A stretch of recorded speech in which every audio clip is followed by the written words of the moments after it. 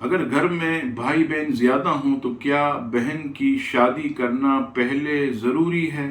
دیکھیے، یوں تو لڑکا لڑکی دونوں کے لیے حکم شرعی یہی ہے کہ جیسے ہی دونوں بالغ ہوں فوراً نکاح کر دیا جائے، اور یاد رہے کہ یہ ماں باپ پر اولاد کا حق ہے جسے پورا کرنا لازمی ہے۔ البتہ لڑکی کے لیے خاص تاکید کی گئی کہ بالغہ ہوتے ہی اس کا نکاح کر دیا جائے۔ لڑکی جوان ہو جائے تو اس کے نکاح میں تاخیر نہ کی جائے، جلدی کی جائے۔